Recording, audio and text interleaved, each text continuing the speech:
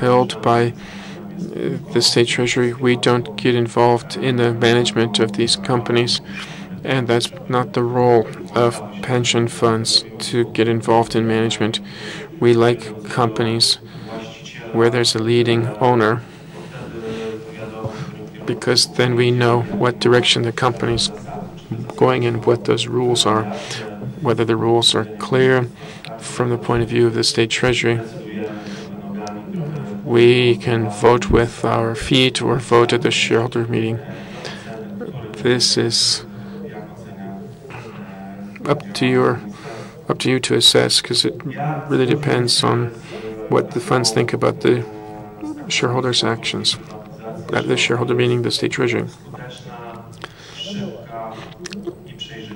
So if we look at the privatization process being quick, efficient, well, we're only talking about the part we're participating in, where the stock exchange is the method for privatizing these companies. I can't evaluate the other part. We're not tracking it. There's not time for us to follow the other elements of privatization. But in terms of transparency, quickness, and efficiency, or if I would add one more word, I would say usually. And this changes the image of privatization. From the outside world, things look pretty well. From the inside, every privatization case is examined differently, and that's perhaps the way it should be. We can't apply the ministry's or strong rules to the ministry, because then the ministry won't have the ability to act flexibly. The question is whether or not you can improve certain elements, and could some be left the way they are. Certainly the ministry has to have a modicum of flexibility, because we're on the opposite sides of the barricade. We want to purchase these assets as inexpensively as possible, even though the ministry says that the price is perhaps not the most important thing. In some privatizations, nevertheless, price control is important. Checks are made. There are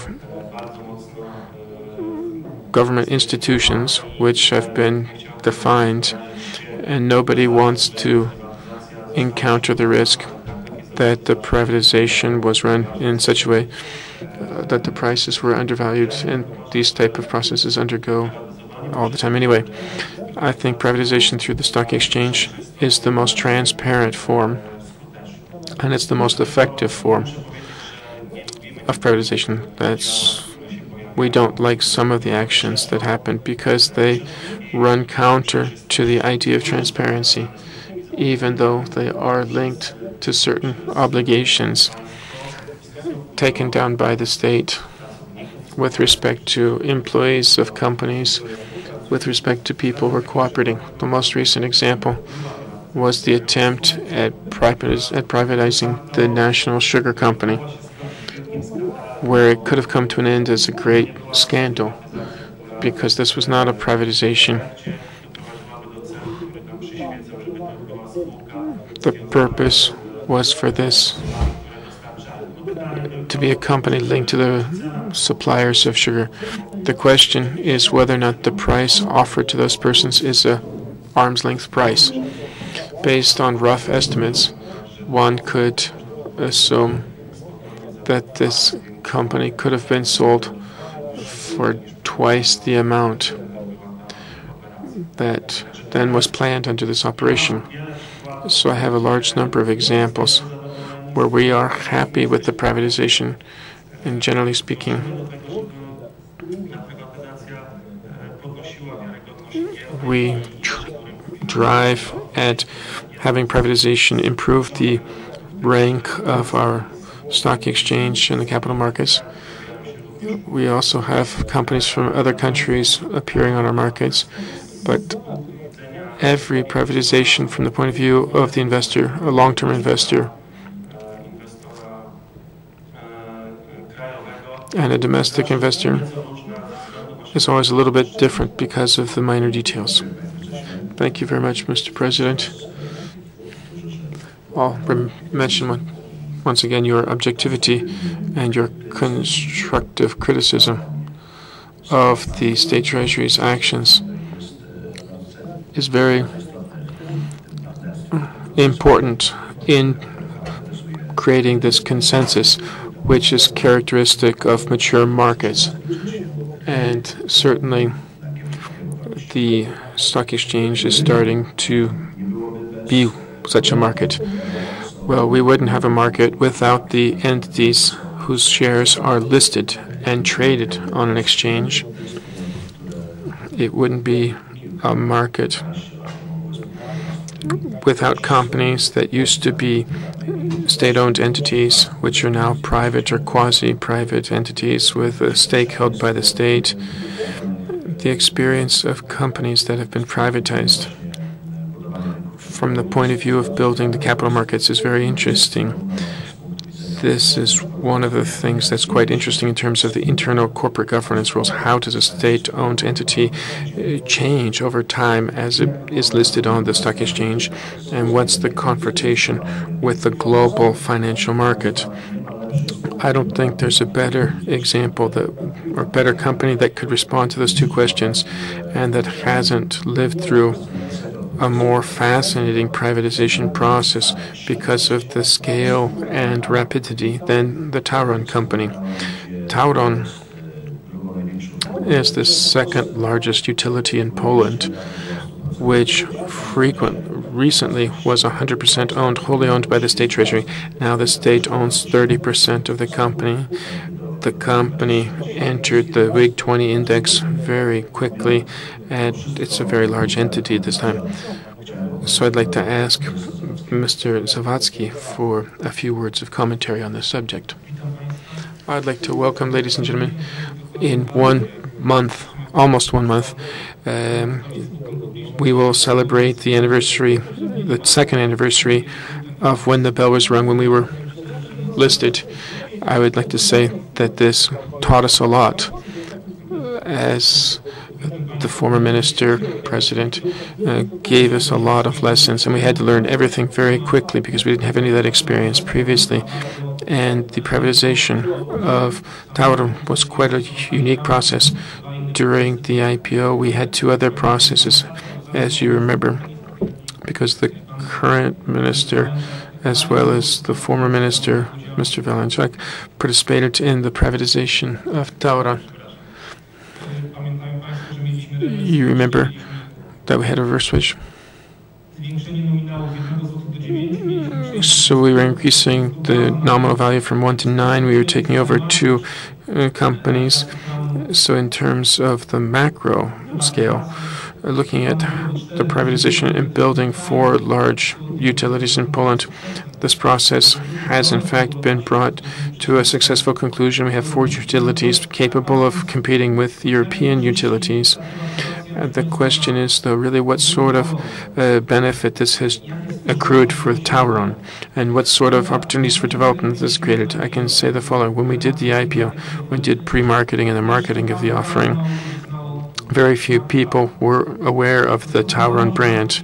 The brand recognition during this process and subsequent to that was growing geometrically. Why is that so important?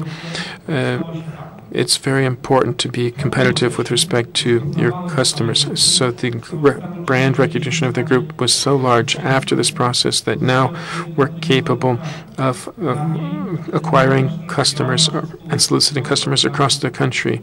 Wrocław, Kraków. If you would ask somebody previously about Tauron, and people would ask, what is Tauron?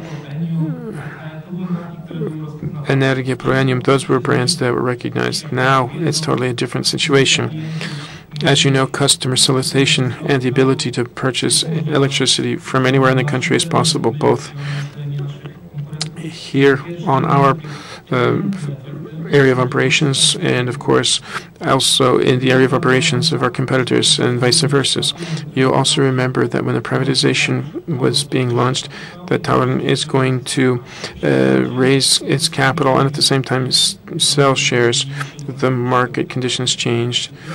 We decided that equity is too expensive, and we decided with the owner that we would only sell down the state treasury stake. This process, in terms of our ambitious capex plans, in order to replace our generating capabilities. Perhaps it's not the case today, but in some time we're going to enter the markets to source capital from those investors, from those funds, which became shareholders of Tauron during the IPO. The third important element, I think, none of the employees of Tauron had been a shareholder of a public company prior to that. But during this privatization process, the employees became shareholders as a result of the 15% transfer. So all of those people earned or working in Tauron have the opportunity to contribute to the value growth. And I think the interest in the financial results of the group, the strategy of the group, what we intend to do in various segments of the group is very large. And so this was something that wasn't present previously. So from our perspective, after we became a public company, we had such a huge amount of our horizons were broadened. So it's very great. Thank you very much, Krzysztof. You mentioned some of the obvious benefits for the company. I don't think in this room we need to make any sort of commentary on those benefits. They're quite obvious to all of the participants in today's session. You also mentioned some of the plans to source capital. We'll return to your question in terms of the current share price of Tauron, what the role of the management board, the constructive role, it's a very important role in order to care for the value created for all shareholders, including for the two colleagues sitting here who are representatives of pension funds. And rather, in fact, for the 15 million clients. Yes, that's correct. So Minister Tamborski, when he opened the panel, mentioned the mission of Warsaw as a regional financial hub for Central and Eastern Europe. Many issuers from the region have taken advantage of the benefit created by this formula, the advantages of having access to global capital. Yesterday, there was a mention about global capital, global institutions, global issuers as a future for the Warsaw Stock Exchange. So globalization is becoming a topic of the day in Poland. And this is something that's quite possible in the Warsaw Stock Exchange. And we can say that the Securities Depository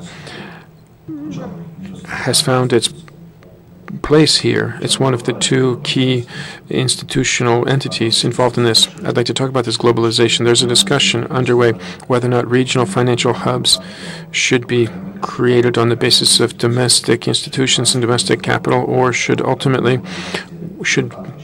we access globalization and have a full openness in the system. And so the key question here, which will have an impact on the future of Central and Eastern Europe's markets, what is the viewpoint taken by the National Securities Depository here in Poland on this subject of globalization? Well, thank you very much for addressing this question. And I'd like to thank the minister at the beginning for having confirmed the utilization of IPO as a formula for privatization. I don't think I have to talk about the benefits created by this path. This is very important, of course, for creating a financial center, a regional financial hub with global ambitions. In terms of your question, Minister, I don't think there's any sort of contradiction here. It seems to me that in order to build a regional center with global ambitions, it's important to have much stronger domestic infrastructure.